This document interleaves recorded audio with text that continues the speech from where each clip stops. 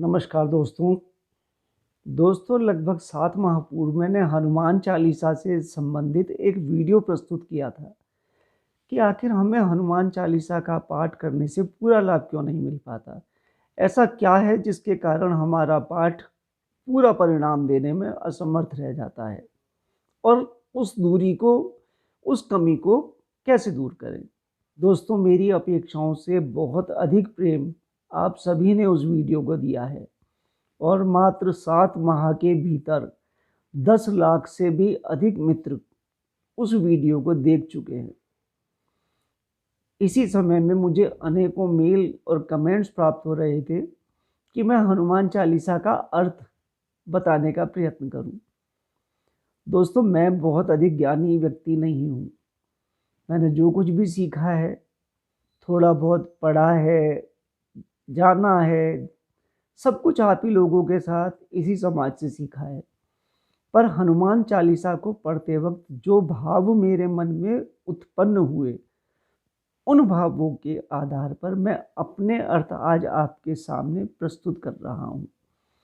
आज मैं हनुमान चालीसा के 3 दोहों का ही वर्णन करूँगा। इन 3 दोहों के अर्थ और व्याख्या को समझे बगैर हनुमान चालीसा की सिद्धि लगभग असंभव है। देखिए, सबसे पहले तो हमें ये जानना होगा कि हनुमान चालीसा में कुल कितने दोहे हैं। देखिए, मैं इस बात को जानता हूँ कि अधिकतम लोगों को इस बात का ज्ञान होगा कि चालीसा का अर्थ होता है 40। तो जिस देवी देवता का भी चालीसा होगा उसमें 40 ही दोहे होंगे। परंतु हनुमान चालीसा नामक इस महापुस्तिका में हनुमान जी के 43 दोहे यानी 43 दोहे संकलित हैं। ये जो 3 अतिरिक्त दोहे हैं, इनका महत्व कितना अधिक है, इस वीडियो की समाप्ति के होते होते आप स्वयं समझ जाएंगे। हनुमान चालीसा का पहला दोहा है, श्री गुरु चरण सरोज रज निज मन मुकुर सुधारी, बरनउँ रघुबर विमल जसु जो दायक फल चारि। यहाँ इस दोहे में जो शब्द प्रयोग किए गए हैं उनका अर्थ समझना भी बहुत आवश्यक है। यहाँ जो पहला शब्द आया है वह है गुरु। गुरु का अर्थ है वह जो अंधकार से बाहर निकाले। उसके बाद जो अगला शब्द है सरोज। सरोज का अर्थ है कमल, कमल का फूल। रज, रज का मतलब होता है धूली या धूल। उसके बाद शब्द आता है मुकुरु। मुकुरु का अर्थ है दर्पण, शीशा या मिरर। रघुवर शब्द का प्रयोग यहाँ प्रभु राम को पुकारने के लिए किया गया है। विमल का अर्थ है निर्मल, स्वच्छ, हर प्रकार के दोष या विकार से मुक्त। अब हम इस दोहे को समझते हैं। मित्रों, हनुमान चालीसा की सबसे बड़ी विशेषता है कि तुलसीदास जी ने हनुमान जी का आह्वान करने से भी पहले श्री राम का आह्वान किया है। क्योंकि वो कहते हैं ना, दुनिया चले न श्री राम के बिना, राम जी चले ना हनुमान के बिना।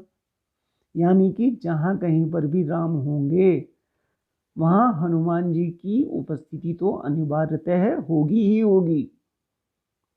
अर्थात सारी दुनिया जिन श्री राम के इशारे पर चलती है, वे राम जहाँ कहीं भी चलते हैं वहाँ बिना हनुमान के नहीं चलते। तो यदि श्री राम को पुकारा जाएगा तो जब श्री राम अपने परिवार के साथ प्रकट होंगे तो हनुमान जी का प्रकट होना तो वहाँ अनिवार्य होगा ही होगा। तुलसीदास जी अपने इस पहले दोहे में कहते हैं कि मुझे अंधकार से मार्ग दिखाने वाले श्री गुरु राम के चरणों की धूली सबसे पहले मैं अपने मस्तक पर लगाता हूँ, जिससे मेरा मस्तिष्क और मन इस योग्य हो सके कि मैं प्रभु की कृपा को समझ सकूं और ग्रहण कर सकूं। दोस्तों, आपने अक्सर देखा होगा कि जब हम मंदिर जाते हैं तो मंदिर में सबसे पहले मंदिर की चौखट को हाथ लगाते हैं और उसके बाद अपने हाथ को अपने मस्तक पर इस तरह से फिराते हैं। ये तो हमेशा से करते आए हैं। आखिर इसके पीछे उद्देश्य क्या है? देखिए, इसके पीछे सबसे बड़ा जो उद्देश्य है वह यह है कि जहाँ कहीं भी ईश्वर निवास करते हैं, उस प्रांगण में, उस इमारत में, उस भवन में धूल तक में उनके कण, उनके अंश समाहित हो जाते हैं। जब उस धूल को व्यक्ति अपने मस्तक पर लगाता है तो उसका मन और मस्तिष्क पूरी तरह से ईश्वर के चरणों के साथ एकाकार हो जाता है। अर्थात ऐसा नहीं होना चाहिए कि ईश्वर के भवन के अंदर रहते हुए भी यदि आपके मन में ईर्ष्या, द्वेष, क्रोध इस तरह के विकार चल रहे हैं तो आप प्रभु के साथ किसी भी तरीके से एकाकार हो ही नहीं सकते। पर जैसे ही ईश्वर की धूली अपने मस्तक पर धारण की जाती है तो वह धूली आपके मन और मस्तक दोनों को इन सभी विकारों से मुक्त करके ईश्वर से मिलने की प्रेरणा देती है, उसके योग्य बनाती है। प्रभु के चरणों की इस तुलना कमल के फूल से की गई है। कमल के फूल की एक विशेषता है, कमल सदा कीचड़ में खिलता है, पर कीचड़ में खिलने के पश्चात भी कमल का फूल सदा कीचड़ की सतह से ऊपर ही रहता है।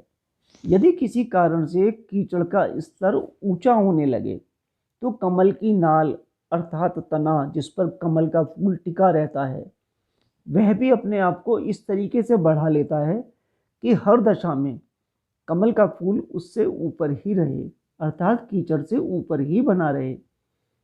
इसीलिए प्रभु चाहे श्री कृष्ण का रूप लें, चाहे श्री राम का रूप लें, किसी भी रूप में वे अवतरित हों, उस समय दुनिया में बेशक कितनी भी दुराचार और बुराइयां हों, इनका चरित्र, इनकी मानसिकता, इनके कर्म सर्वोच्च और सर्वश्रेष्ठ बने रहते हैं। इसीलिए इनके चरणों की धूल इतनी पावन मानी गई है।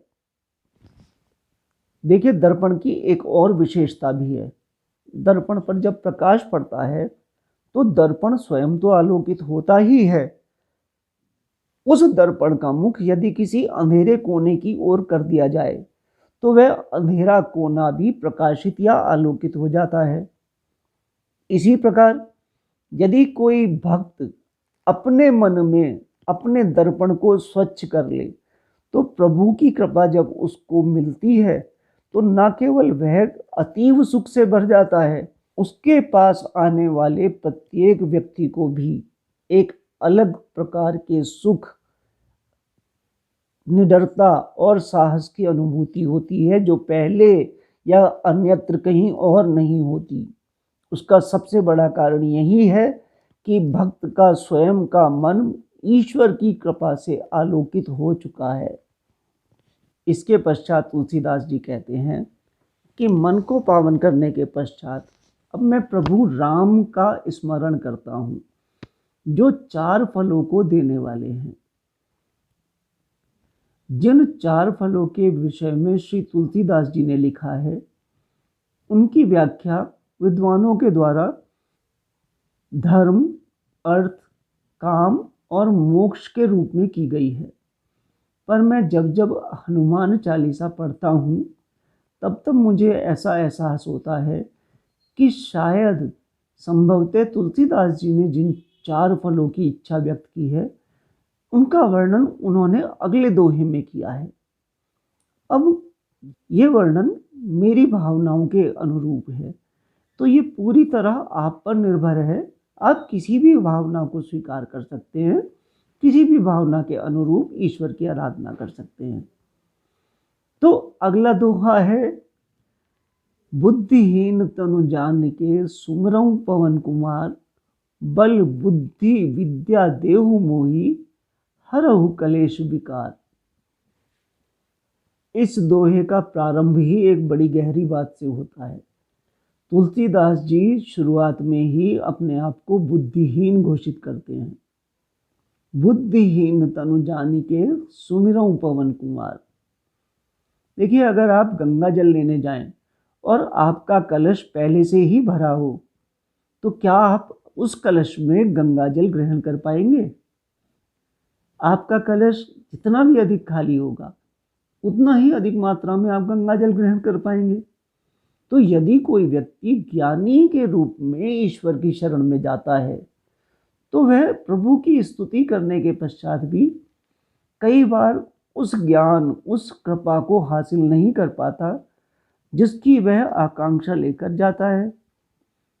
आप जब जब ईश्वर की शरण में अबोध बालक की तरह बिना किसी बोध के जाकर बैठेंगे, तो ईश्वर अपनी गोद में स्वयं आपको उठाकर वे ज्ञान और भक्ति प्रदान करते हैं। तो इस दोहे में तुलसीदास जी स्वयं को बुद्धिहीन घोषित करने के पश्चात 4 फलों की आकांक्षा उनके सामने रखते हैं। बल, बुद्धि और विद्या प्रदान करें, और चौथे फल के रूप में क्लेश और विकारों को दूर करें। 4 फल, जिनमें से 3 बल, बुद्धि और विद्या, इनकी प्राप्ति, और चौथा फल क्लेश रहित जीवन की प्राप्ति। अब आप स्वयं ही सोचिए, यदि किसी व्यक्ति को शारीरिक और मानसिक बल मिल जाए, बुद्धि प्राप्त हो जाए, ज्ञान की प्राप्ति हो जाए, और प्रत्येक प्रकार का शारीरिक और मानसिक क्लेश, कष्ट और विकार उससे दूर हो जाए, तो उसके जीवन में फिर बचा ही क्या है जिससे वह मांगेगा? उसके जीवन में कुछ भी मांगने, किसी भी प्रकार की अभिलाषा, किसी भी प्रकार की इच्छा की जगह ही नहीं बचती।